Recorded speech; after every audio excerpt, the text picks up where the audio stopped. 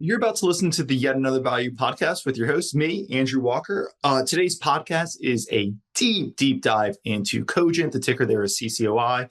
It's with Aaron Chan from Recurve Capital. He has done some incredible work on the name. I'll include a link to some of his write-ups in the show notes. You should definitely check them out. We dive really deep into the name. It's a really interesting stock. A lot of my different friends who run the gamut of concentrated value investors, hedge fund people looking for an inflection point, everything are really interested in the name because it's done some incredible deals. It's got a really interesting CEO. I think you are really going to enjoy this podcast and learn a lot. So first, a word from our sponsors, and then Aaron Chen.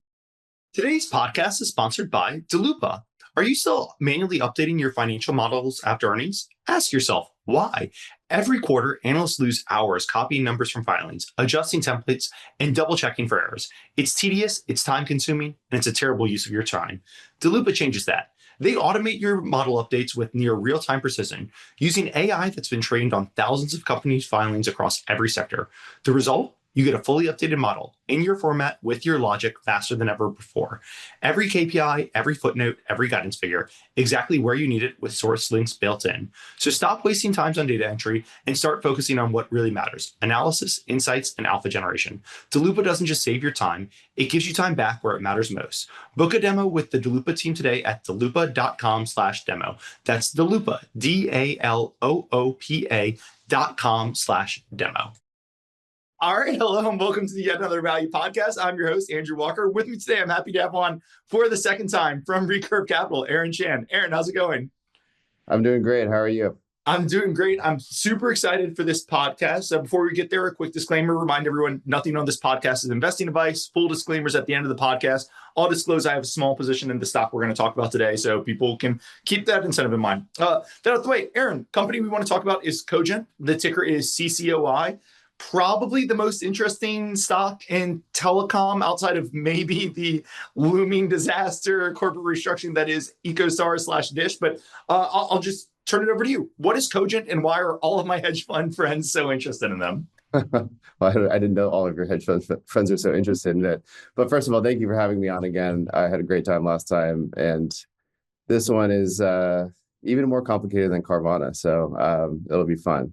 So, it's easy to get drawn into the weeds on Cogent, so I'll try to keep it very high level. I'll probably fail, but I'll try.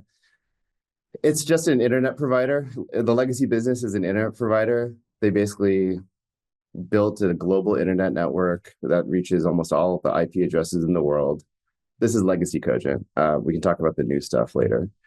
And they connect into about 3,500 buildings, and they sell internet to corporate customers and skyscrapers, and they sell internet to wholesale customers and data centers. And so they've kind of taken all these legacy assets that they bought out of in distressed bankruptcies and all of that in the early and mid 2000s and reassembled them into this narrow footprint of single purpose, just internet network, very scalable, very efficient, and very profitable at scale.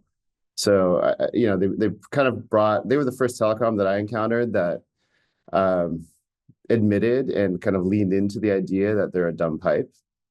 Everyone else is running specialized services. They think their voice is differentiated, their video is differentiated, these other products are differentiated. Dave Schaeffer, the founder and CEO, his vision was that nothing's differentiated. The internet is the lowest cost network of all of them. And so everything should ride over the top. When he started the company in 1999, that was not consensus. It's now consensus, right? So for the company that had that vision 26 years ago, back when everything was kind of a special purpose network, that was pretty disruptive. It was like a maverick mentality to this market. And I think he used that to buy out all the competitors on the cheap, tear them apart, reassemble them into something that was growthy and scalable and efficient, which if you think about telecom, basically nothing that doesn't describe telecom whatsoever, right? All the wireline companies have been suffering forever. Cogent's got the highest rate of organic revenue growth in all of wireline. All the growth went to wireless just from subscriber growth. But once you achieve kind of maturity on subscribers, what growth is there? Like everyone's on an all-you-can-eat unlimited plan. There's nothing left. I mean, you could maybe, if you have the right competitive dynamics, you could maybe squeeze a little price. But look what happened in like residential broadband, right? Like you add another competitor, suddenly the economics get just, not destroyed, but they get impaired for everyone. So Dave had this kind of radical view at the time that the internet was just going to take all the share over time, over decades. And he went about assembling, purpose-built assets just to address the growthy parts of the market. He's like, okay, well, the internet's going to win, so that's the growthy part of the market. Let's build a network that's special purpose and kind of purpose built just for that application. So in a nutshell, that's Cogent, and now they've kind of tacked on Sprint wireline, which is, the oldest fiber network in the US. It was the first one that was built nationwide. But he's deploying the same strategy that he did with the internet to this kind of optical transport or wavelength market. It's the same playbook, taking a distressed asset, distressed seller, desperate to get it off their books, repurpose it, reconstitute it into a growthy story with like purpose-built infrastructure just to support that growth market. So at a high level, that's what Cogent is. Dave Schaeffer is the smartest guy in any room, like a certified genius, and so you don't question his logic and his brain power on this stuff. He's also ruthlessly parsimonious. He runs a very tight ship. If you visit the offices, it's Spartan. They drink water out of styrofoam cups. Like it's they drink bad coffee. That's all they offer there. So I'll pause there. But that's kind of in a nutshell what Cogent's all about.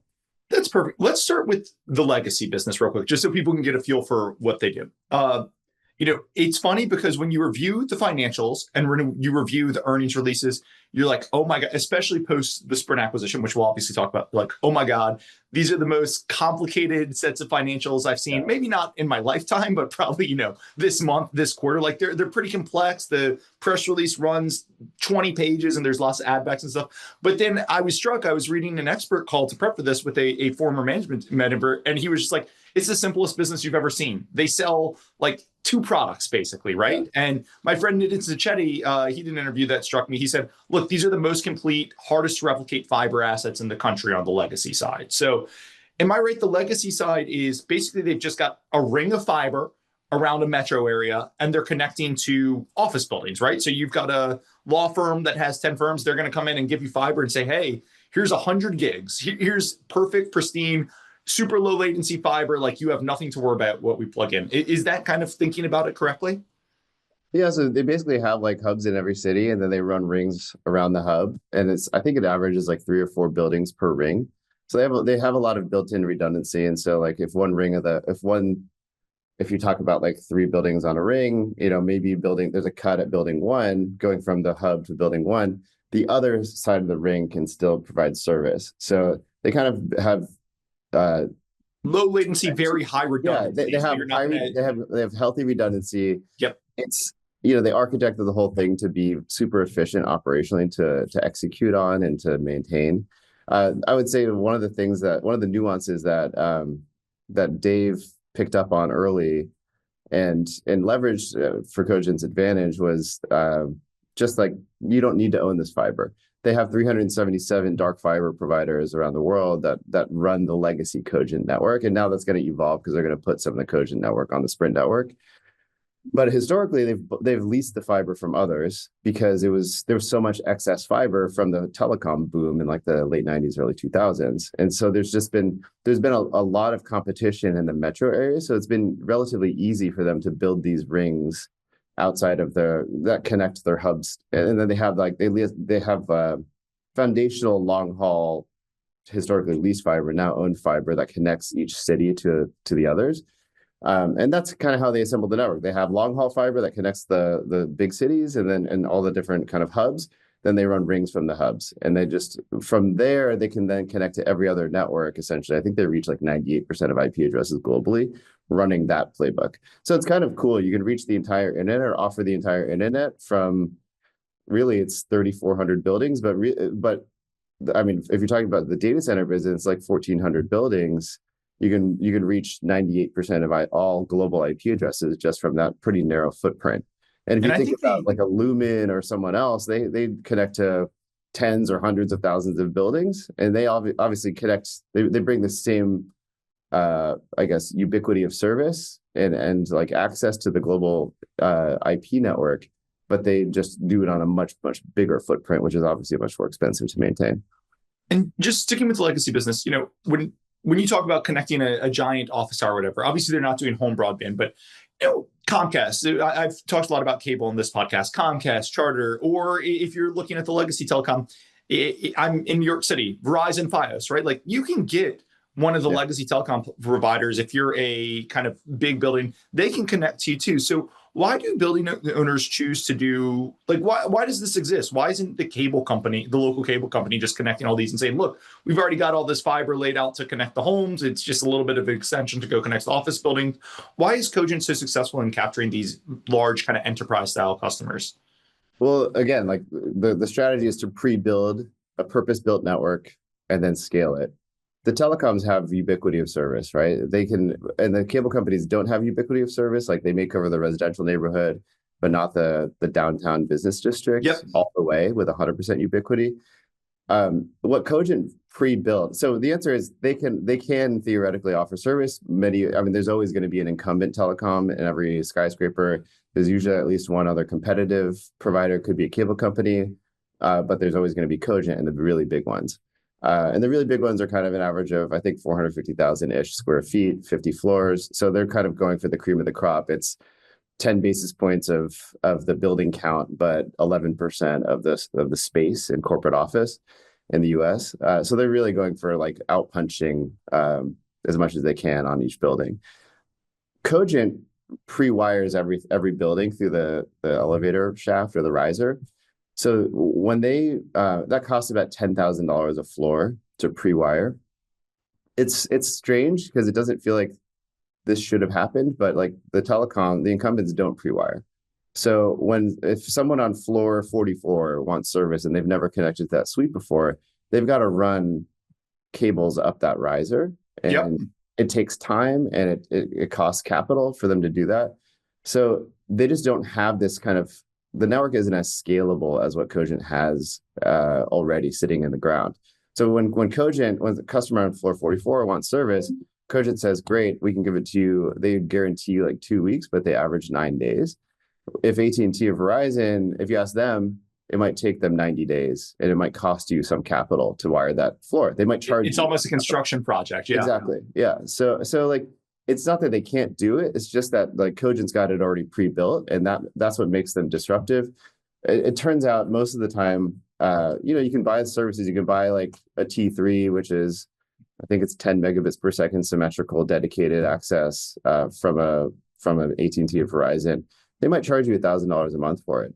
Cogent will charge you like $700 a month ish for 1 gig service, symmetrical dedicated. So they often kind of price at parity, but give you many multiples of the capacity, and that's I've also heard a market.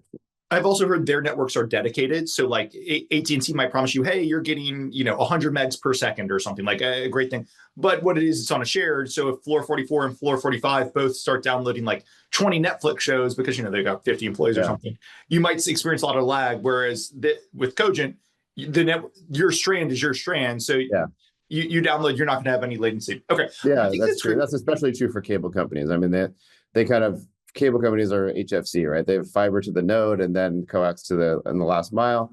All the coaxes that feed into that node are shared infrastructure on that one strand of fiber or that fiber node. So it's not always a problem, but sometimes it can be at peak hours. That's great. I think we've done a great job explaining the legacy side. I've got so many questions to go to, but why don't we quickly? I mean, we'd be doing it as service. The big deal here is they announced from T-Mobile they bought the legacy Sprint network. So why don't we just quickly give an overview of what they bought with the legacy Sprint network, how it really made the financials complex, and why that might be setting up kind of the opportunity here. Yeah, you're right. The financials are as messy as they can be. It's partially, I would say, a communication issue, but we'll get into that. So the deal was to buy the Sprint wireline network from T-Mobile. This is a network that T-Mobile got as the part of the Sprint merger. They had How much did Cogent pay for the Sprint network that they bought from T-Mobile? they paid $1 for the network, and they're getting paid $700 million to take on the money losing services business that was attached to that network. So the story there, as far as I can understand it, and I've heard a couple different versions of this, so I'll tell the one that I think is the most accurate. Sprint Wireless was using the Sprint wireline backbone to run the wireless business. And then when T-Mobile bought Sprint, they kind of migrated everything off of that network, and it left the kind of the anchor tenant or anchor customer, or it took away the anchor customer from that network. So then you have a very unprofitable set of like external customers that were no longer subsidized by the one like massive internal customer. So that's why it suddenly looked like there's huge losses, even though it was kind of serving its purpose for Sprint and then initially for T-Mobile. It kind of, you turn off the anchor customer and suddenly you're burdened with all of that like bad revenue and like too much OpEx against it. So the idea, T-Mobile was motivated to get this off the balance sheet because it's not strategic, obviously, to the wireless business. It's tiny compared to the whole enterprise. It was not. They weren't using it, and it was burning, over $300 million of cash flow, like more like $400 or $500 million of cash flow per year when they started this process. And they wanted to go with a partner who could basically not just shut it down. I think they were worried about the PR around the Sprint T-Mobile merger, and like, okay, if you sell this thing off and then that buyer just fires all the customers, fires all the employees, it's kind of bad press for T-Mobile, and maybe add some scrutiny from a regulatory perspective or something like that. So they wanted some. If somebody's going to buy it, fire all the employees, fire all the customers, like, what are they going to do with the network, right? Like, it's not like you can cash flow it. Maybe they've got alternative uses, but that's a tough sell. Well, like if you were selling it to Amazon or Microsoft who wanted like a long haul network, they could repurpose the whole thing for themselves. And we'll get into that later, I'm sure. But that would be kind of a logical thing to do if you were a strategic buyer that wanted the long haul fiber network, because there's so few long haul networks out there, right? Mm-hmm. So Dave kind of comes in and says, okay, we can restructure the customer base, the cost structure. They had mapped out, as far as I understand it, before they signed, they had mapped out day by day what every wholesale like contract they had in the book was on the cost side. So they mapped out for like 3 or 4 years when they could turn off these unprofitable, like really expensive contracts that they had on the cost side, on the COGS side. They also kind of knew where they overlapped with like, let's say it's a customer that Sprint was servicing with an off-net provider. Maybe they're using Verizon to kind of service that customer, but Cogent's in that building. They could switch it from a Verizon, which has like a low margin, to a Cogent, which has essentially like 95% margin. So they knew, they mapped out what they could do on the cost side, and they mapped out where they could go switch from off-net services to on-net services, which like immediately was massively accretive. That I think has gone pretty well. It's really opaque, and it's difficult to discern in the financials on a consolidated basis. But like Dave is legendary at this stuff. I don't worry about that at all. I think they're making good progress there. He's got, there's stories that I've heard over the years about like, in the 2000s, he'd bring people into an auditorium, he'd buy a company, say, welcome to Cogent, you're all fired. Or maybe he'd keep like 1 or 2 people and that was it, and just take the assets, repurpose them and move on. So, he's doing it's not as draconian this time around, because they need to retain some of this workforce to maintain the physical network. They're still going to retain a bunch of this business. It's not going to turn the revenues to zero. I think that one of the challenges in the reported financials is that he had communicated early on that, this business was going to bleed off a little bit of revenue, but then stabilize in the 400s. And I think it's going to stabilize like 100 million plus below where he had communicated, but he hasn't really said it publicly all the way. But if you kind of put owner-oriented people in the same room and you look at the contracts that he's been looking at, I think we would all agree that those revenues should go away because they're like negative margin. So that's why you've seen like negative top line at a consolidated level for several quarters in a row sequentially. But you see EBITDA going up because, if you turn off $100 of revenue, but you turn off $200 of cost, you would do that all day long if it's direct costs associated just to that contract. So I think there's a bunch of that going on. And so like this acquisition has two components. There's a services business, which is not interesting. It's kind of a necessary evil to swallow that, turn that from a very money losing business into a slightly profitable business. But there's not a lot of like juicy terminal value attached to that business that they acquired. The whole reason you take that on is to buy the network for $1 and to repurpose it, invest in it, reconstitute it, re-architect it, and turn it into a growth engine, kind of like what Cogent has done with the internet business over the last 20, 25 years. So I'll pause there, but we can jump right into that if you want. No, that's great. So look, at this point, hopefully listeners at least have an overview of the legacy Cogent business and the Sprint business. Maybe we haven't fully driven into the long haul fiber there, but at least what they bought for the Sprint business, what they paid. They paid $1, they get $700 million in payments for T-Mobile. We didn't even talk about the $500 million in IP4 addresses, all this sort of stuff. But let's pause there. I want to ask my favorite question. So we've done the overview. Hopefully people know what Cogent is.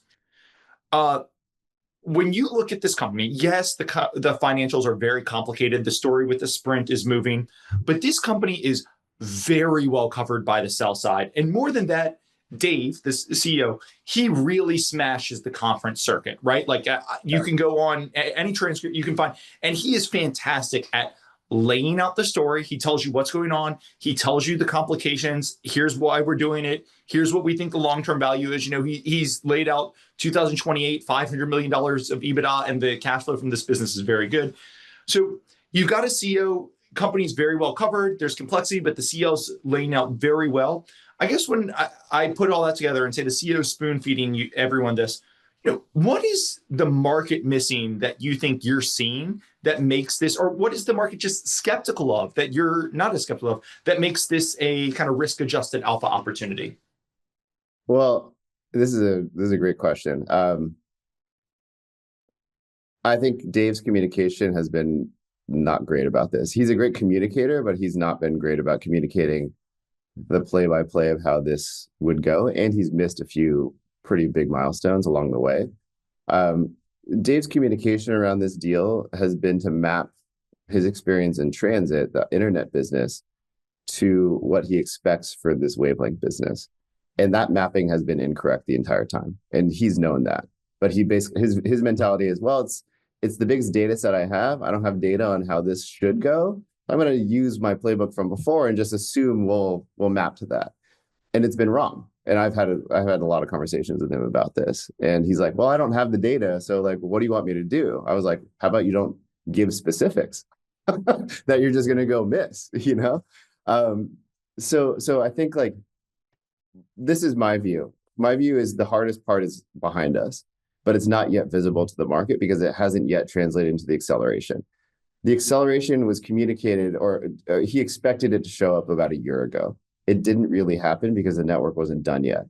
And again, I think if you take an owner-oriented group of people and you say, okay, should we kind of do all this custom engineering in a non-scalable way to get the revenues in earlier, or should we finish the scalable network, the purpose-built scalable network, so that once we're done with it, we can just fly with this business? I think most people would say, take the 6 months, let's build it, make it scalable, and let's go grow over the next 5 to 10 years. I think everyone would kind of choose that.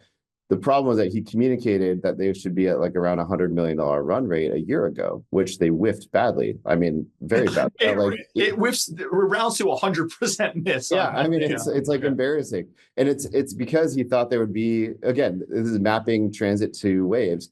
He thought if they connected the first 50 data centers, for the top 50 to 100, where they do most of their traffic in the transit business, that if he connected those to the wavelength network and did some pre-configuration of those, that would be enough to attract, $100 million of run rate.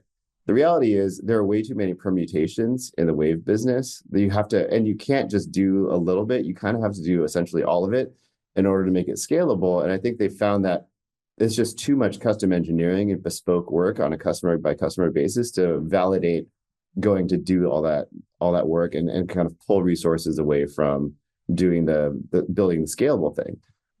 So I think, again, he was mapping, when you gave that guidance, he thought it would emulate the internet business where, like, if you just connect the top 50 to 100, there's a strong 80/20 rule in that business, right? Did not apply. If you look, I think retrospectively, you look at the data, I think the number is they have waves going between 329 data centers, and it's still a small business. So if a small business is doing 329 endpoints, you're way beyond the 50 to 100, right? So I think his mapping was incorrect. I think his mapping on, the second thing that he missed badly was, oh, we can install 500 a month. We'll have that capability, and it should turn on pretty quickly. And I think the mapping again was to an internet mentality where internet customers just plug in kind of anywhere. It's not that big of a deal, and they're used to transacting in a pretty quick modality. In waves, they're not used to that whatsoever. If you do any customer channel checks on with like fiber engineers, network architects, and buyers of these products and services, I've probably done 30, 40, 50 of these calls over the years. The feedback is always the same. Nobody is consistent on their installation times. They say 6 months, it's 9 months. They say 9 months, it's 13 months. They don't even know where their network is. Someone goes to you hear all the horror stories about Zayo. Someone's asking for service in a data center that Zayo's in, and Zayo says we don't have service there. And the guy's like FaceTiming with the Zayo sales rep saying, "I'm looking at your rack. You have service here." And that's what causes. I mean, we'll get into some of that maybe later, but they're used to horrible service where it's not turnkey. And so when Cogent goes from 18 months of we can't install you and we can't promise you anything to you flip a switch, we can install you within 30 days, that's all well and good, but nobody believes you, number one. Number two, nobody transacts in that market on that timeline because everyone is used to these significant delays. Again, he's mapping his expectations to the internet. In both cases, both the 100 million kind of the revenue ramp and the I would say the kind of customer ramp, they're both incorrect mappings because he's drawing on the only data set he's got, but he knows it's been the wrong one the whole time, but he doesn't have anything better. So I think like from my perspective, why do I think it's different, or what's my view on everything? I think if he just if you ignore his commentary and his communication of all things that map to the internet, and you just think about it from first principles, okay, we have a working wavelength network. It's novel. There's never been anything built like this in all of telecom. It analogizes most closely for me to Starlink launching a full constellation in one shot, and it's unloaded. Like that, the risk is behind us because the network works. It's there. It's more ubiquitous. It's got tons of capacity. It installs faster. There's a lot of different attributes that customers care about, but this thing should play in the market, and just forget about timing for a second, and I think it will work out. That's kind of my view. Let me forget about timing for a second and ask you. I believe the dominant player in this space is Lumen, right? And I think calls have revealed that Lumen it's Lumen and Zayo, and I think Lumen has like the overwhelming market share here. So when you say they've launched the Starlink, global network, and they one-shot launched it with this in. What is the difference between what they offer versus Lumen? Because to my dumb understanding, it's like, hey, cool, maybe they can get new customers hooked up a lot faster, which is great and should let them take share of new share. But it's fiber from DC to Seattle. Like, how much is their network, the Starlink, versus the fiber that's already been laid out? Yeah, I mean, so the thing is, you have to remember, you can Starlink is one player. You can also get connectivity from Viasat, right? Or from EchoStar. Allegedly. Yeah, allegedly. But it doesn't make those. First of all, it's telecom, so there's competitive products and competitive capabilities, and they're relatively undifferentiated. I would say wavelengths is probably one of the more differentiated products in the market. So we'll get to that in a second. But fundamentally, you have fiber connecting all these different facilities. It's theoretically, of course, possible, and it happens all the time, that others do these services too. They're not the only one that can deliver these services. The difference is in the purpose-built nature of this network. Everyone else has kind of heterogeneous products and services running on top of common fiber architecture infrastructure. They have a mix of legacy products. So they might still have voice and video and other things running. They may have modern, of course, they have modern stuff too. But that mix of business and supporting older hardware, newer hardware, older customers, newer customers, old cost structures, new cost structures. It's like this hodgepodge of all this different technology running on top of glass, all this glass distributed across the country into all these different facilities and between these different cities. I think the difference here is that Cogent basically has none of the legacy stuff because there's essentially no business on this network. They put the newest technology on it that's scalable and efficient. That alone is pretty nice to have. It doesn't really mean anything competitively. Okay, so great, you have like the modern technology. Lumen also buys all the latest technology, and that exists in their network. It's not necessarily differentiated. I think what makes it differentiated is that they pre-configured enough of this network just for this application, just for wavelengths, in a way that makes it much more scalable. And how do you gain market share? What are the dimensions of value that customers care about? Price is the last one, I would say. It's important, but it's the last one. It's first, do you bring diversity to my network? And these are non-exclusive connectivity contracts. This is a nuance that when I talk to other investors about Cogent, a lot of them default to the residential broadband analogy, where it's like, okay, it's either Comcast or it's AT&T, and one of them wins that contract. That's not true in this market. They multi-source everything for resiliency and diversity. A lot. It might be a data center with $1 billion of NVIDIA GPUs in there, depreciating over, let's call it 12 months. So 100 million of depreciation every month. If that data center is off for a month, for a day, because a $25,000 a year wavelength thing is offline, that's a disaster. So yeah, they'll provision 4 of them if there are 4 different ones that connect. Right. So like absolutely, yeah. Cogent can add like another 9 of resilience to these. I love that quote. Yeah. Guys. So I think they'll win share just because of that. You don't need the purpose-built network in order to do that, but it makes it a better business for Cogent in order because they can offer that 9 of resilience for essentially like almost 0 incremental cost to Cogent. So like the free cash flow characteristics of Cogent's wave network are better than everyone else's because they can do it in a very capital light way and in a very operationally light way. Whereas everyone else is kind of they might take 6 months, they might send all these field techs or technicians into the field and physically rearrange the network in a way to provision that service. Cogent has it pre-wired. It's just like the office buildings. They have these. Yes, AT&T can pull fiber up there, and it might take them 90 days, and they can give you a gig of service. But Cogent can do it in 9 days because it's pre-wired. It's the same analogy over and over again for Cogent. So it's not technically, they're not doing anything that's impossible for others to achieve. They're just doing it in a much better business model, and they're doing it in a way where it's possible that the time to install is competitively differentiating. I would say from my conversations with people that buy in this market, the consistency of delivery is much more important than the actual time, because I don't think any customers, this is a very technical sale, right? You're going from a specific building on a specific route with a very specific latency to another specific building. It's not plugging into the internet. So that arranging all of that and having a customer get ready for that takes more time than 9 days or 17 days usually. They're not usually ready on Cogent's timeline.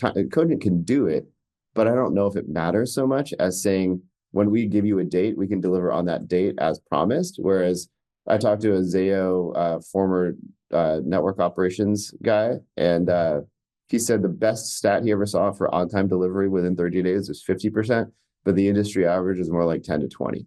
So like if Cogent's at 100%, that can be kind of never mind just adding a 9 of resilience. If you can guarantee service within that time frame, that's potentially disruptive to the market. And as we said, Amazon might bring in $100 million of GPUs based on thinking they're going to have connection from this data center to that data center. Yeah. And if you're doing it 50% of the time, well, cool. Even if it's 4 days late, $100 million of depreciation, that's a huge issue. If CCOI is guaranteeing 100% and they can trust that, then the network's just a lot more efficient. So let me go back. I know we said timing, and we've got a ton of other stuff to talk about, but I want to posit something to you. I think one of the reasons the opportunity might exist is last summer, when a lot of my friends who got interested in the name were talking about all the stuff you were talking about, right? They said, hey, the Sprint integration stuff, we're getting long in Q2 of 2024, Q3 of 2024, because we're about to hit the switch, right? The Sprint is about to go from huge money loser to break even to eventually profitable. We're about to see the fruits of all of the labor. We're hitting the switch. I think if we were, not that the stock price tells everything, but if you look at the Cogent stock price, from the summer to the end of the year, it goes from 50 to 80. And then as we're talking today, it's gone basically round trip, right? It's 80 back to 50. And I think the reason is the Sprint network hasn't flipped. It hasn't filled up for a lot of those reasons you're talking about. But I think it's also more than that. The data center opportunity. They got a bunch of data centers in the Sprint sale. People were thinking, hey, it's there's like 130 megs of data center power in there. They were thinking, hey, look at what's happening with AI. Look at the look at what CoreWeave's saying. There might be $1 billion value here. We might see that by the end of the year. I think Dave was even pushing people. In July, he went to a conference and said, we're going to sell this thing. You and I are sitting here June 2025. They say they've got LOIs, but we still haven't seen any movement. So I think people are just starting to question not just the timing, but hey, they haven't really delivered any of this stuff we're talking about. I think this story is just getting hairier and hairier. Like, what would you kind of say to that? I think completely fair. He's been late on everything. I think, back in August of last year, I think is when they communicated on the Q2 call that they're going to invest $100 million of CapEx into this network, into the data centers and get them ready. I think he had a hope, honestly, that he could sell a really crappy shell and have it a house that basically had plans, but nothing else, or no kitchen, no cabinets, no flooring, no nothing, and get top dollar for it. And I think he realized that the price for that was significantly lower than what he thought. And if you invested the $100 million, there would be a pretty easy payback. I think we're kind of ending the completion of that $100 million investment. It's kind of a weird process if you think about the sales process. They're offering it. They're basically saying, we'll accept any kind of offer you want to bring us. If you want the whole portfolio, we're interested. If you want a partial portfolio, we're interested. If you want a single facility, we're interested. So if you run that and you know that not everything is ready yet, and they're at varying degrees of completeness, right? It's kind of it's not really an auction. How do you compare a whole portfolio at 5 million a megawatt to two partial portfolios somewhat overlapping that might be at 8 million a megawatt? How do you kind of sort through these different offers? I think they're kind of just going through that process. And, the thing that I talked to Dave about this a couple of weeks ago, but the thing I worry about is that Dave is so focused on maximizing value that I told him, I was like, I'm worried that you might have an offer for 500 million for the whole portfolio, and you might hold out for 18 months to get 550 million. And it's that's not like a great use. That's not a great setup for equity guys, because he's allowed the balance sheet to get over levered, which we can talk about. He's put in capital, there's kind of both OpEx and CapEx and balance sheet issues for why leverage looks extra bad right now. I call it levered, over levered, but not risky, because he could in the end just probably take one of the low bids out there pretty easily and raise at least, $300 to $500 million, not overnight, but pretty close.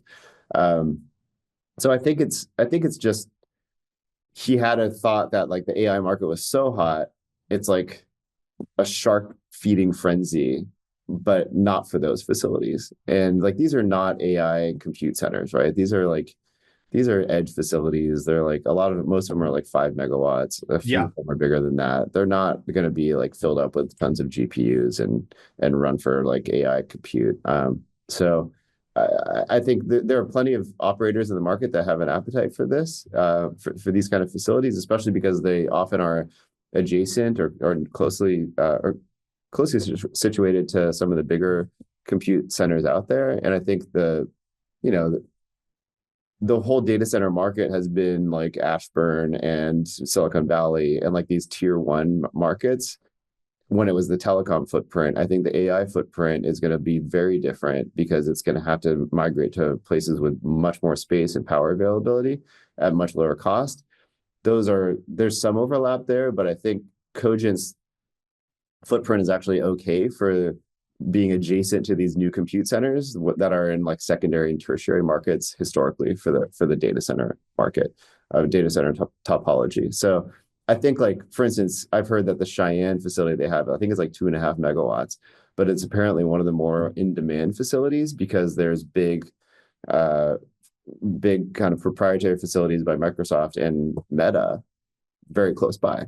There's there's a few of those examples in the portfolio, but I think it's kind of just an awkward process. I think he thought they could like really sell into that momentum last year, but people wanted things closer to turnkey, not where they have to go then spend a year on retrofitting them to what they needed. So I think Dave recognized that, like, okay, maybe we can get 250 million from these as is, but maybe if we spend 100 million, we can get 700 million. Yep. So Yep. we should go do this, that. And I think that's kind of how I think about it for myself. Look, let's talk Dave real quick, because as I've seen, you've done, if I've done 3, you've done 300 expert calls on this. But the consistent thing I hear from people when you talk Cogent is Dave is Cogent. This is his baby. He's got what, like 40 direct reports, like it borders on micromanagement, and everyone I hear says, look, there's one thing you need to, Dave is the smartest man in any room he's in. And he's a fantastic entrepreneur. You can talk about the taxi, wherever you want to go. But on one side, you've got this literal genius who has a PhD at what, like 15, 17, I can't remember, graduates high school at 12, if I remember correctly, like literal genius, best entrepreneur a lot of people have ever worked with running this company. But on the other hand, I would say, hey, the history of not just telecom, but in general, the history of smartest man in the room with a lot of leverage. And that would imply in 2 ways here, right? That implies to Cogent, as we mentioned, over-levered a little bit. I don't think it's risky. I agree with you. I think it's over-levered on stats because of the sprint, but maybe, not necessarily, but also over-levered on a personal basis. And we can talk about that. But the history is over-leveraged smartest man, leverage plus smartest man in the room does not end well. It ends in tears. And I would point to Dish / Charlie Ergen at EchoStar Dish, like that has not gone well, and plenty of other examples. That's just the telecom one. So I hear these two dynamics, and then I see, hey, you've got a CEO who for the past 12 months has kind of like stepped on a rake multiple times and just miss. And my biggest worry when I see this is like kind of, this is the Dave show, but when I see smartest man in the room plus leverage, like I actually kind of get nervous. So I'd love to just talk all aspects, Dave. Yeah, I mean, I think you summarized it well. I've known Dave for now probably 12 or 13 years, and I've talked to him I don't know how many times over those years. He's brilliant. He's obviously brilliant. I think he's extremely insightful, and I think you can see that in Cogent's organic revenue over the last 20 years compared to everyone else in this market.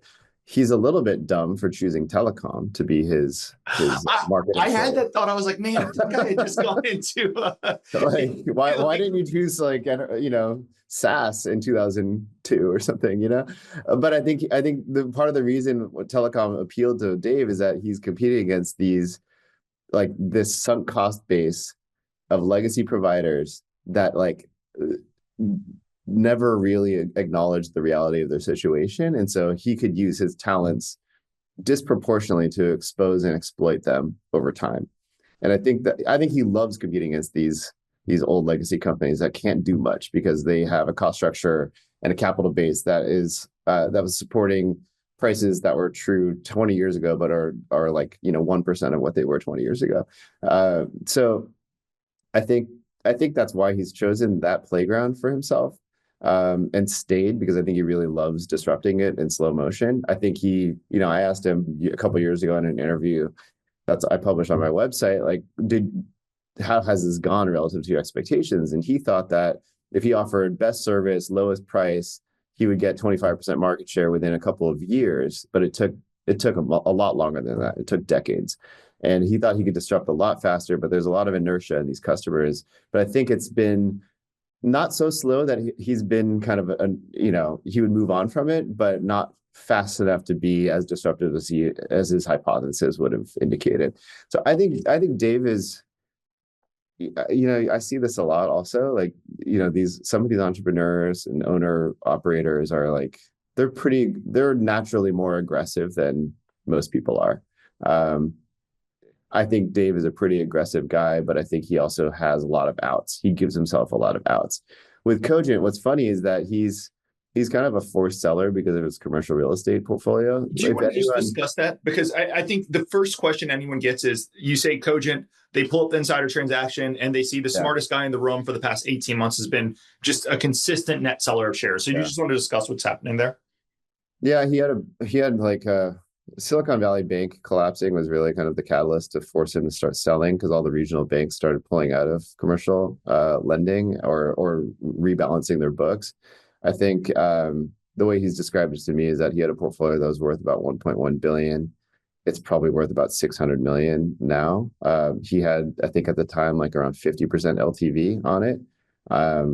And now it's like, I want to say like 65%. So he's using his stock sales. First of all, he takes no salary. He just gets stock and he gets his dividends. And he has around 4 million shares. So the 4 million shares are about 16 million of dividends that he gets, mostly return of capital, if not exclusively return of capital. So he's deferring his taxes personally on that a lot. But when he sells, in order to kind of, the banks, the way he tells it, and I don't want to air all his dirty laundry, but the way he tells it is the banks are kind of forcing him to amortize on an accelerated basis, the loans, the principal, or else they may force him to do an LTV test, which would trip a covenant, and then he would, lose the assets essentially. So he's paying these off as slowly as he can with stock sales. But when he sells stock and he has negative basis in it, he has a big tax obligation too. So it's kind of picked up the pace, especially in the last month or two. It looks really bad. I totally agree. What's funny about it to me is that no one is more motivated than Dave to monetize data centers desperately and like get the leverage question off his plate. Like if he brought in 500 million, even if he thought he could get $1 billion, if he got in 500 million of proceeds from a data center sale, it would probably, it would solve a lot of ease a lot of the concerns on dividend strategy, the leverage ratio, all of that. It would probably send the stock higher, right? Which means he would not have to sell as many shares to accomplish what he needs. So no one is more motivated than a forced seller to get the stock higher. And yet he seems to be, still optimizing for the long-term value. Or you could look at it the other way and say, well, maybe not. Maybe he is optimizing for short-term and it's still failing. And so that's the worry. And totally valid.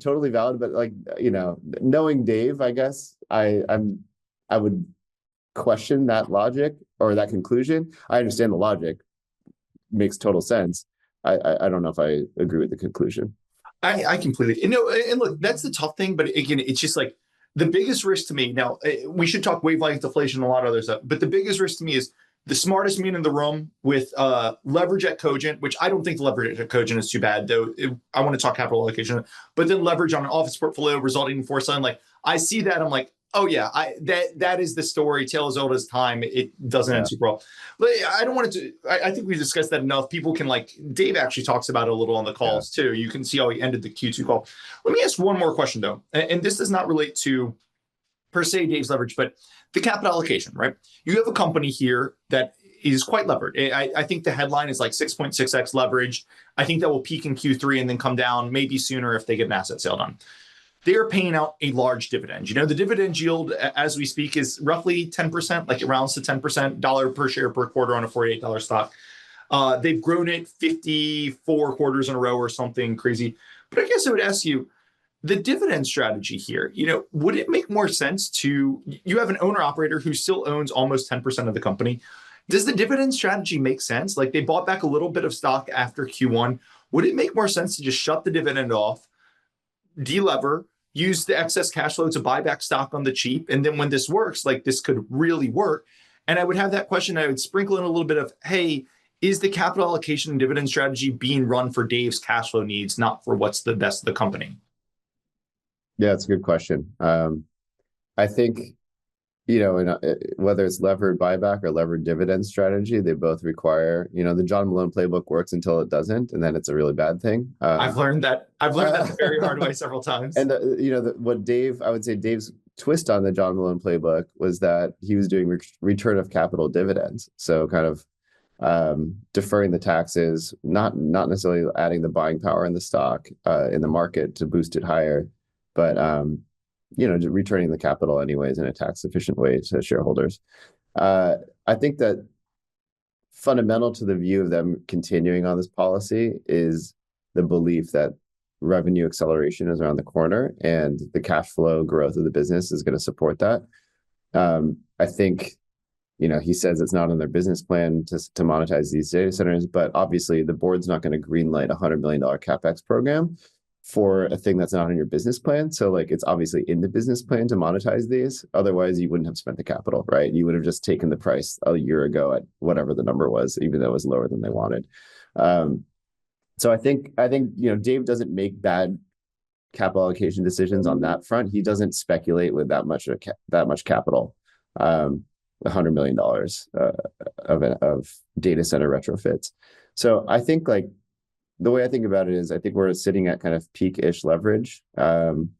We're getting hit because of the capex that they've had to absorb to do the Sprint network that's not yet monetizing the waves to the level it should and will to do the capex retrofit or the data center retrofits. And then on the other side, you've had to absorb all this negative OpEx from Sprint, core Sprint. And then you have like, I wrote about this on my website, like they have this like $50 to $60 million OpEx item that's going to bleed down through the end of 2026. He's disclosed it one time on a public call, but I've talked to him about it over time since it's shown up, because it's really hard to make the numbers reconcile if you don't have that in your model. So I think we're kind of, getting hit on higher net debt than they should have, and that should normalize whether through data center sales or cash flow going forward or cash flow going forward. And then you're getting hit on the OpEx. So I think you have an elevated numerator and a depressed denominator that are affecting that net leverage. I think if you fast forward a year or even 6 months and like they haven't sold anything, waves aren't accelerating, I would expect the board and Dave to revisit the dividend strategy. And I doubt that they would cut it, although I think, eliminate the dividend, suspend the dividend. I think they would cut it to like a lower level for some period of time to kind of get it under control and bring some more operating cash flow into the business and delever like you talked about. I think he's pretty married to the dividend growth path because it's something that he's promised people, and I think he really values that consistency of like so many quarters or years in a row, 54 quarters in a row of dividend growth. I think he knows a lot of investors depend on that and expect that, and a deviation from that would be pretty damaging to credibility and reputation. And I think I've talked to him in the past about this, and he's said he's been willing, if the opportunity presented itself, to suspend the dividend temporarily and just plow everything into buybacks if the opportunity was there. And I was like, Dave, you're borrowing at 6.5. Your dividend is yielding 8.5. It's crazy when that's true. Like this is when you should be buying back stock, right? Like you're taking out a lot of dividend liability if you buy back the stock today at these kind of valuations. And he gets it, but like it only happens when people have a concern about the balance sheet. So if he does that, if he were to buy back stock, they just did a refi, right? 600 million of new notes to refi 500 million of 2026. If he took the 100 million or 80 million of excess proceeds or something and did a buyback with it, just levers the balance sheet even more. So do you want to do that optically when you're already at this kind of leverage, even if it's very accretive in the medium term? I would say probably not if it were me, but if Dave knows the waves are ramping and they're going to be exiting this year with 100 million run rate, then it would be a great trade. So just on Dave is about 70, I think. And as I mentioned earlier, whenever you talk to anyone associated with the company, Dave is Cogent, right? Yeah. I've heard people say borders on micromanager, which generally means micromanager. And I don't mean that in a bad way. There are plenty of fantastic companies run by like founder entrepreneurs who are absolutely micromanagers, but he's at 70. But what is the end game here, right? Like the Titans are living forever, but there has to be an end game. What is the post-Dave end game? Is it, hey, 4 years from now, this company looks great to an infrastructure private equity firm and they sell to private equity and Dave maybe stays on for another 2 years, gets some PSU struck and then moves on? Or like, how do you see this company post-Dave evolving? I think he'll sell the company before he leaves. And I think when he's out, he's out. He's not going to stay on and run it for someone else. So I think the end game is that he will sell. And it's, there's so many digital infrastructure players out there. This is a pretty unique asset. It probably, in the hands of someone else, it probably would need to be split up. Like I would split the wave business from the internet business. Oh, Um, interesting, because they've kind of been arguing there's the synergies between the two sides, but you think they'd be easily split? I think the fiber network, if it were to trade on its own, like let's say Cogent Infrastructure, which is how they structured this deal, I think that probably has very high strategic value to, uh, I don't know, anyone in tech. Um, not really any of the other telecoms, but it has high strategic value to the tech community because it's one of like the 5 or 6 long haul networks that's out there. Yep. Um, You can see a Microsoft being like, hey, or an yeah, Amazon, we're yeah, going to control our own destiny, right? Like right, we own this network. We never have to rely on someone else saying, hey, we'd like you to connect Seattle to Chicago. And they say, we don't want it. right, Amazon owns it. Amazon does it. right, exactly. So I think that physical network has strategic value. I think it would probably be worth like 5 billion plus on its own. The way it's been reconstituted, I think nobody wanted to take it on with the Sprint business, of course. So like Dave has really had to disentangle this really crappy company, and it was a mess. And it's like disentangling it, reconstituting it, making it into something that's actually attractive. If it's attractive to Cogent and it works, which it does, it's attractive to others, which is why I think the wavelength business is going to start scaling. Timing could be anything, but I think we'll know before the end of the year how it's going for real. And then the internet stuff, I think it's more of a niche business. Like these are smaller TAMs. The wavelength TAM is multiples larger than anything else that they've been operating in. So it's US only or North America only. It's physical infrastructure that's pretty scarce. And I think that has really nice value on its own on a standalone basis. I think the corporate kind of the cream skimming internet business and the corporate skyscraper is like maybe it's a private equity owned business that could cash flow, but will ever stand independently? I don't know. The transit business, it probably couldn't be rolled into one of the other big guys, but maybe that has strategic relevance and importance and value to a tech guy also because Cogent's a tier 1 internet company, which means they get to peer with everyone settlement free, which means all of their internet traffic is free to globally. If Amazon got that or Microsoft or Google or whoever, like you could justify, I'm sure they pay a lot in internet costs, right? Like if they get a trade traffic settlement free with everyone globally, like maybe that's interesting to them. Plus they get some customer traffic on that too. So all of their businesses are Moore's law businesses, right? The cost to deliver a data bit over the internet goes down at Moore's law historically, right? It goes down 30%. Now, this has always been countered by the fact that data demand go up, right? Yeah. I do look at this and I say, hey, I've never bet against Americans' ability to watch more TikTok videos, but video is pretty well penetrated. AI, I don't think it's really resulted in a spike in data usage yet. Now that might change with inference, and I know I'd love to talk about CCOI as a AI beneficiary as well. But one of the things when I'm talking to like my really smart friends who do what you do, super concentrated investing, deep research, they say, hey, outside of the messiness and the day worries, the thing that's really hard for me to do is you have a Moore's law business, so it's always deflationary. And I worry what happens if that data usage just always isn't going up, right? What if one day you go to someone and saying, hey, you're paying us $1,000 per month. Last year you were getting 10 gigs. We're free upgrading you to 25, but we're going to keep charging you $1,000 per month. What happens the time when you go to someone and they say, actually, don't bring me from 25 to 50. Keep me at 25 and I'm going to pay you $500 per month because I don't have any more data usage. So how do you think about that deflationary risk if I explained it well and if all of that makes sense? Yeah, I think depending on the end market, there's a different answer. I would say, first of all, Cogent's been the one leading a lot of this price deflation in the market.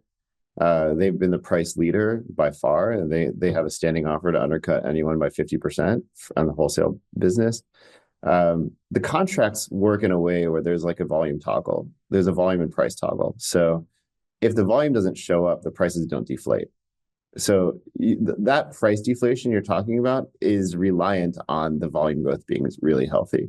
When it doesn't show up, the price compression is a lot more moderate. And I actually just talked about this with Dave last week, because they've had 2 quarters in a row of sequential flat traffic growth, which hasn't happened like ever.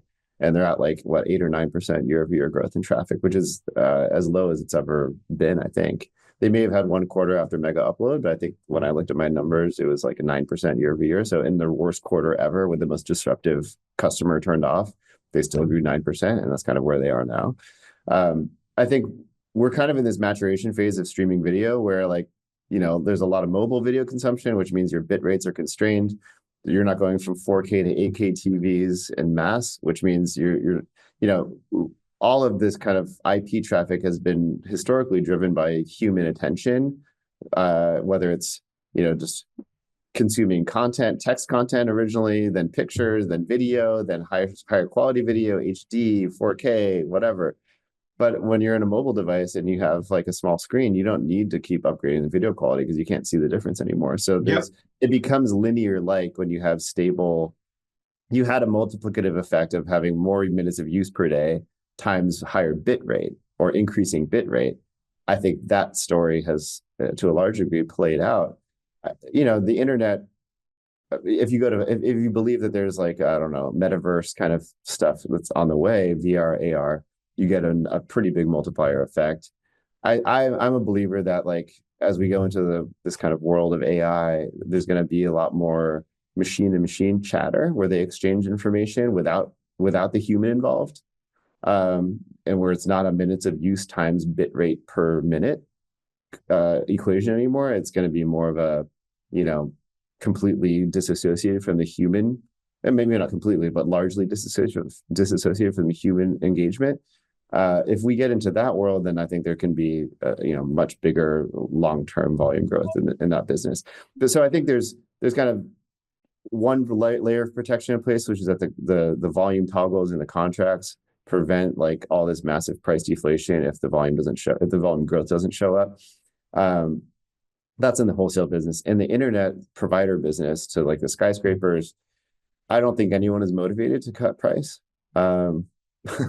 So, and I think pricing there has been relatively stable. It's, Cogent's been offering $700 a month for like all of time, essentially. And they have upgraded the circuit size, but, I would be, I think those will be manageable curves. That's more of a utility, all you can eat service anyways. Can I just come back to the wholesale real quick? You mentioned Cogent has a standing offer will undercut anyone by 50% on price, right? Yeah. And I always thought it relates to the Moore's Law, but it was an interesting risk factor to me. Like, that works when you're the small upstart competing against AT&T, Zayo, whoever it is, right? To a point. But eventually, if you cut, like, these are fixed cost business, right? You lay the fiber, and then there's basically no other cost as you throw people on that. Eventually, if you take enough share, you're going to provoke a competitive response, because AT&T is going to say, oh, Lumen, we have no one left on our fiber. We have to go start selling fiber basically for free just to try and start filling this thing up, right? So how have they been able to sustain that 50%? And do you worry at some point there's a competitive response, particularly if the data usage, as we just talked about, really starts flattening out? Yeah, it's, again, this is a multi-source product. Nobody sole sources their transit provider in the wholesale market. So there's some amount of just inherent balance in that market because of that dynamic.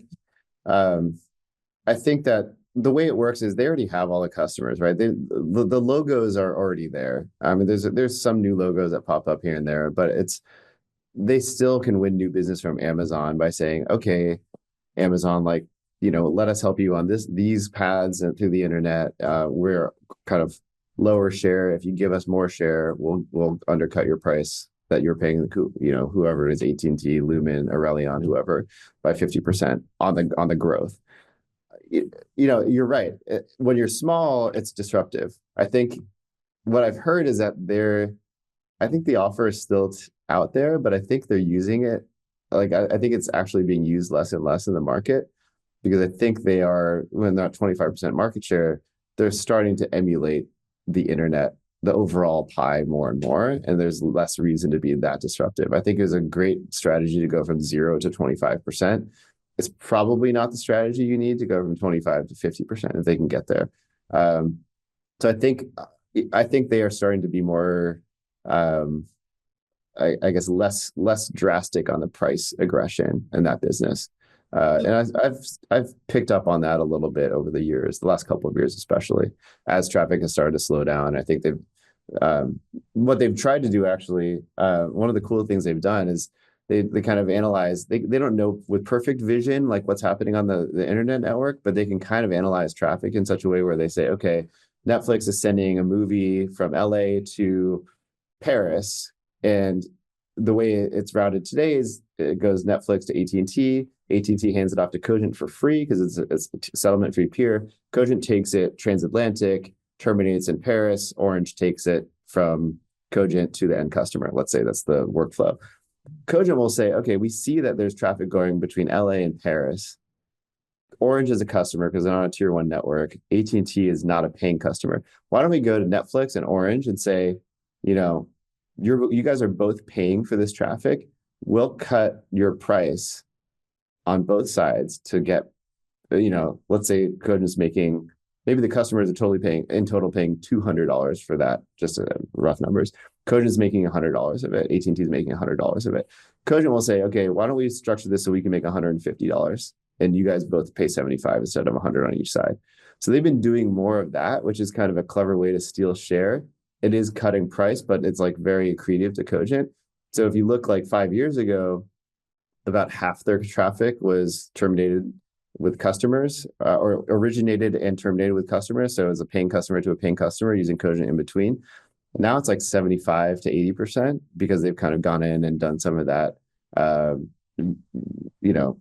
data gathering around the traffic patterns of the network, so they can offer disruptive pricing, but also take more revenue. When they're cutting AT&T out, would Cogent then go build that last 100-foot or something to the Netflix facility to cut them out, or is there a different? No, they're already there. Okay, they're already there, so they're just gotcha. Let me ask one last question, and then again, my notes. I've got so many notes, and we've already been super generous with our time. I'm kind of like Charlie Day smoking the cigarette in that famous meme. I've got so many notes, but I want to ask one last question before I just let you talk about anything. One thing I think investors might say is, "Hey, Andrew, Aaron, this is great. Really interesting, founder-led. You've got a hairy story with a lot of upside." Somebody might say, "Hey, is this really worth the brain damage?" I think they've said 2028 EBITDA will be about $500 million. There'll be cash flow between here and then, hopefully, but $500 million in 2028 EBITDA. As you and I are speaking, the enterprise value is, let's just make it easy, $400 million enterprise value, $2 billion of debt, $2 billion of market cap, right? So I say, hey, we're playing for 2028. That's 8 times EBITDA in 2028. Is there a lot of upside here? Like, these guys are talking a lot about fundamental research, big position. Is there that much upside when you're talking a telecom player? AT&T and Verizon trade for 7 times EBITDA, 7.5 right now. Same with the cable players. Cable player trading 3-year out EBITDA 8 times. Like, is there that much upside here? Yeah, it's kind of a question of what does growth look like between here and there. Obviously, if they get there, there's a lot of fundamental growth. And what does it look like when you're at that launching point, right? And I think what I would say is, if you believe in the fundamentals of this network, if you believe that the wave network works and that it's scalable and operationally scalable and financially scalable, in the way that it should be, in the ways that it's been communicated, and the way that I believe it actually is already showing, it's just not showing enough to really move the needle on numbers yet. I think there's no reason that the revenue should stop there. There's no reason the EBITDA should stop there. There's also the top-down versus bottom-up math. So the 500 million is a very top-down number that Dave has given. The bottom-up, if you do the math, would suggest much higher than that. I think a lot of people are penciling out, as I talk to other investors, are penciling out Cogent achieving over $10 a share free cash flow. So, in the context of under $50 stock, that's more interesting. You get to collect a lot of dividends between here and there. So if you look at it on a total return basis, if you believe that they won't cut the dividend, you'll collect all those dividends. They're going to pay out over 100% of the dividend when they get to $10 a share free cash flow, because that's what Dave does. Are they paying a $12 dividend? Are you trading at a 25% dividend yield on a organic growth story in telecom with high recurring revenues, high incremental margins, and all the reasons to believe that it should continue scaling from there. that's how I would articulate the upside. It's not hard to get to big numbers when you look at it that way. Um, the question is, how do you look at the downside? And if we're wrong, what does that look like? And all of that. And we can talk about that. But I think it's plenty cheap if you look at it on a free cash flow per share basis, and they achieve what he's laid out on a bottom up basis. Let me just push back on that slightly. I think the only real pushback I have is this is 50% debt to equity, right? If we're using the numbers, a lot of that upside is the fundamental growth that, again, I think the two pushbacks would be a lot of that upside. They're going from about 350 in trailing EBITDA to 500. And people might be saying, hey, they're over a year behind. They've kind of stalled out if you're just looking at the headline number. Now, a lot of that is T-Mobile payments going away, but they thought they'd be further along. They would admit that. Yeah. They thought so definitely. I'm betting on an organic growth story, and that's in question based on the past year to 18 months. And a lot of that free cash flow number that Aaron's throwing on is because this is quite levered. So you get the organic growth, which I'm questioning, and you're getting on a decent bit of leverage basis. So yeah, the free cash flow to equity story looks great. But when you start doing it on an EV basis and factoring in that risk to organic growth, doesn't quite look the same. You really need things to work out well there. So I guess that would be the one pushback. I understood. Yeah, it's levered. But it's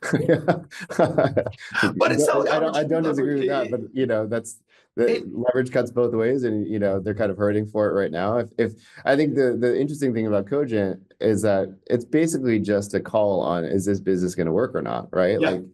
If it doesn't work, there are reasons to believe there's some downside protection from the fallow asset portfolio, whether it's IP addresses or the data centers, the fiber network. If they can't build a wave business and they sold the fiber network to an Amazon or Microsoft, or just auction it off as the long haul network, and what they've reconstructed, they said, it turns out we don't know how to address this market properly ourselves, so we're gonna put it on the auction block.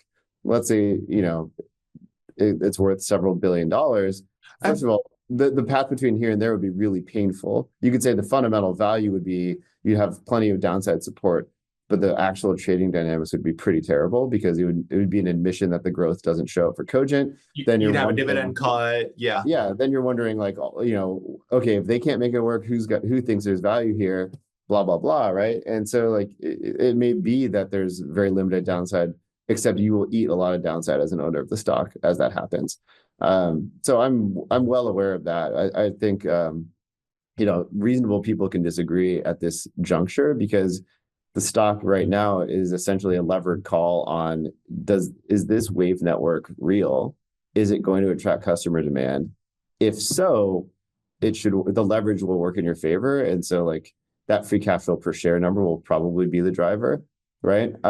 If it doesn't, then that leverage becomes a bigger anchor on the stock and a big problem for the stock.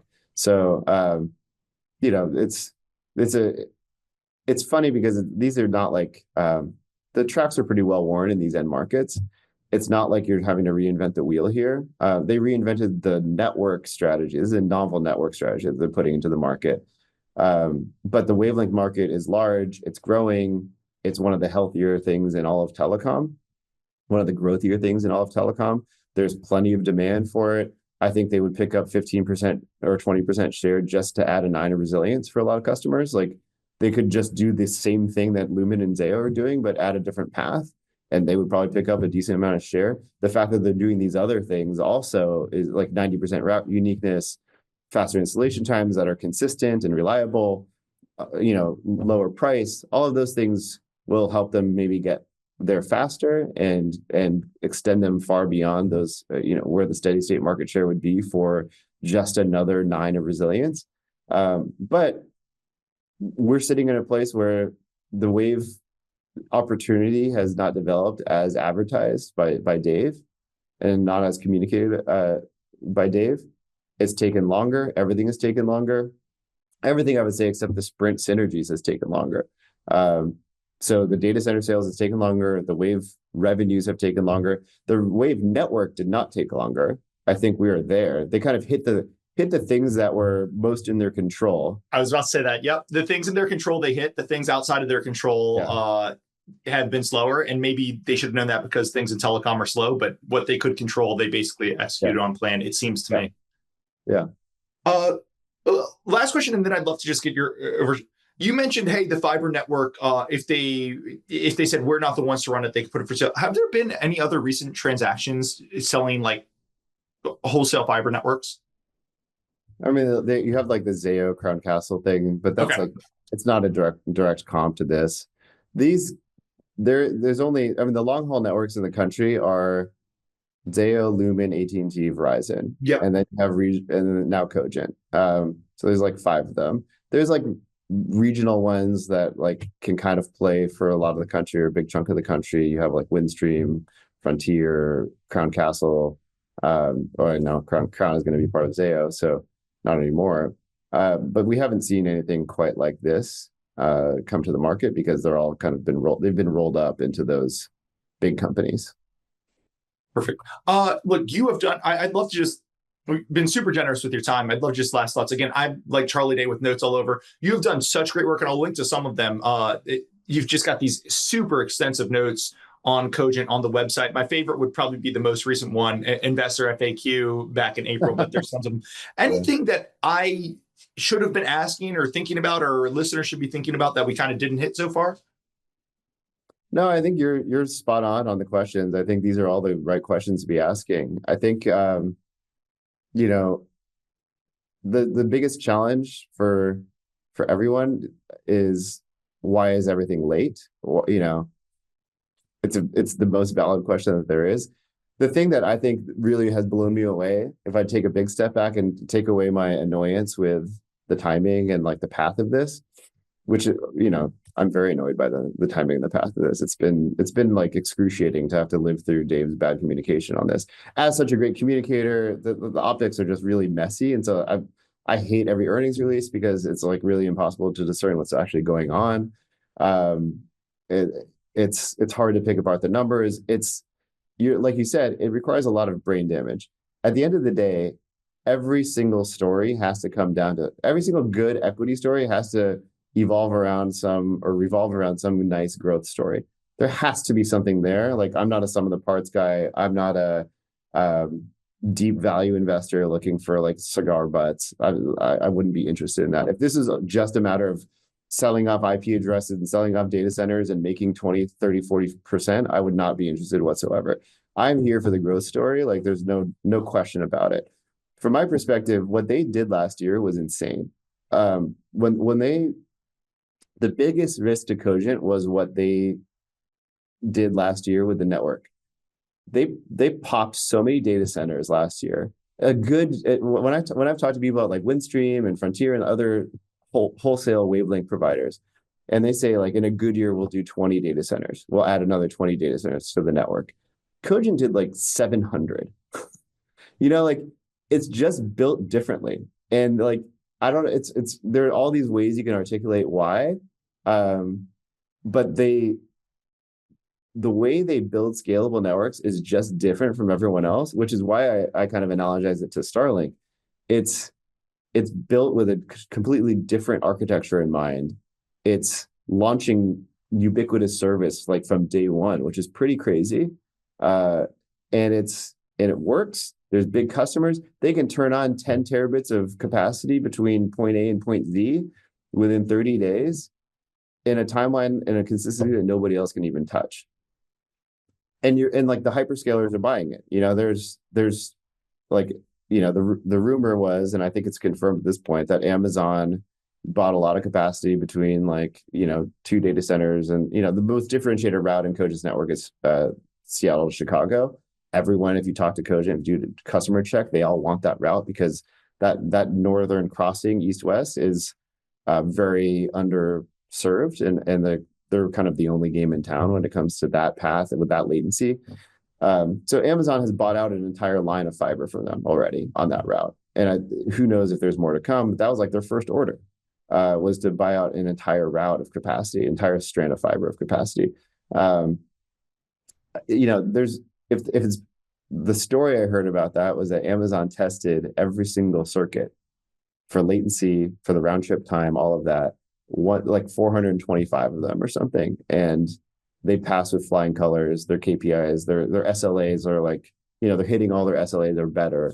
So if the network is performing and it's been rigorously tested by the biggest and best in this business, the network risk is gone. It's behind us. So now it's an operational risk. It's a sales execution risk. And Cogent Salesforce, there's a lot of stories about, they have 6-7% monthly churn in the Salesforce, but the guys selling to these customers are not those guys. They're not the high churn guys. These are the guys that have been, if you look at a lot of the senior people at Cogent and the biggest sales leaders, these are the guys that have been at Cogent for 10, 15, 20 years. They are very seasoned. They know these customers really well. They can compete against the biggest and the best of the other companies as well. And these are the strategic accounts, premier account sales reps, not like the guys that are just churning through, calling every law firm in New York, trying to get internet service, So I think to me, the biggest fundamental risk was that the network was not going to work as designed, because it was novel. Now we kind of know that it works, so that's pretty cool. And it's like, what can you do with it? And can this Cogent team go monetize and execute on it the way that it deserves, given what it is? I hear the feedback I hear from the other guys is that they're freaking out that Cogent has this, because if you're Zayo and Cogent can turn on 20 terabits in 30 days and you can do it in 9 months, what's going to happen to your business? It's not just what's it going to happen to the growth of that business. They can also steal your share pretty easily, right? And it's not going to be a heavy lift for anyone to steal your share. So I think it could be disruptive on incumbent revenues and disruptive on growth. Zayo, which just, if memory serves, they got bought out for and I just pulled up their proxy, they got bought out for 15 times EBITDA or something. So you've got a company that, might be, I don't want to say dead because they've got a ton of physical assets to the ground, not dead, but a company that's probably going to be giving up significant share as things go forward to Cogent. That, yes, it was 6 years ago, so a completely different world, but 15 times EBITDA, and you go and you look through I'm looking at their proxy peers, 25 times, 22 times, 20 times, 20 times. Like I said, hey, we're trading at 8 times 3-year out EBITDA if you believe their numbers, and you probably think they're higher. What's the brain damage worth? Is, hey, every peer is 15 to 20 times. So you're talking about double the multiple I talked about. And by the way, all that accrues to the equity on a significantly leveraged story. Anything else we should be chatting about, Aaron? I don't think so. I think we covered it pretty well. Look, I appreciate it. It is a lot of brain damage, but it will, it's going to simplify. The cool thing is that if it works well, it should simplify to a really nice growth story with high incremental margins. The sprint impact of financials is going to decline. Hopefully it'll be negligible impact by next year, and all the kind of financial characteristics will start turning up as they should. If this works the way it should, that's what should happen, and then it should be a pretty compelling growth story in telecom, and it does feed the AI ecosystem. Who's a buyer of wavelengths? It's not wavelengths are very specific, highly technical connectivity service. It's not just plugging into the internet. It's specific facility within a city to another specific facility. And the guys when you're using wavelength protocols to transfer data, these are massive files. You need guaranteed latency. You need that connectivity. It's a higher end service. It's a bigger end market. And it is what a lot of the hyperscale guys are going to grow with, and the AI industry is going to grow with when it comes to their connectivity needs. Everyone wishes they had dark fiber, but there's only a handful of dark fiber providers. And even if Lumen is going to open up the network to sell dark fiber to these guys, everyone still needs multiple providers. It's not a sole source market. So, one thing we haven't touched on is, can they monetize their dark fiber? Because that's another potential monetization angle on Cogent. I am skeptical that they'll get anywhere material on that, because I think if we see Amazon buying out an entire line of fiber on the first order, I don't think if I were Cogent, I would be motivated to sell out any dark fiber if I could light it up for customers and get much more monetization out of it. So maybe here or there they'll do some, but probably I wouldn't expect any material monetization of dark fiber, because if it's true that there's that much demand for the Wave network, you would want to hold back that inventory for the Wave business. I mean, correct me if I'm wrong, but dark fiber is you sell it to Amazon, so it's a one-time sale, and now Amazon controls it. You don't get that ongoing revenue, whereas you do the waves, they're basically renting, right? So you're switching between, is Amazon going to own it, or are you going to own it and Amazon just rents it from you and you get the ongoing revenue stream? Well, the way it would work is usually a big upfront check, and then you get ongoing maintenance. So it's like maybe a nationwide contract would be $500 million, but then you get 25 million of annual maintenance on that contract. Yeah. There's some ongoing recurring component, but if you did a nationwide wave, if you monetize all the waves in that nationwide network, that would be probably $1 billion of revenue or something. So there's a big value gap between dark fiber and waves. Perfect. Cool. Aaron, it's so much fun having somebody who I can come on with a Charlie Day set of crazy notes on a name that should be simple, but is really complicated, and just get awesome answers to all of them. So Aaron Chan from Recurve put some great stuff on Cogent and a bunch of other stocks. I mean, you only have like 4 or 5 stocks, but there's great stuff on Royal Caribbean, which I'm always fascinated by. Ever since post-pandemic, I saw someone call themselves like a rat addicted to cocaine when it came to cruising. I've been obsessed with the cruise line, obviously Carvana, Cogent, but this has been awesome. Thank you so much for coming on for a second time, and looking forward to the third. Thank you so much, Andrew. I enjoyed it. Thanks. A quick disclaimer: nothing on this podcast should be considered investment advice. Guests or the hosts may have positions in any of the stocks mentioned during this podcast. Please do your own work and consult a financial advisor. Thanks.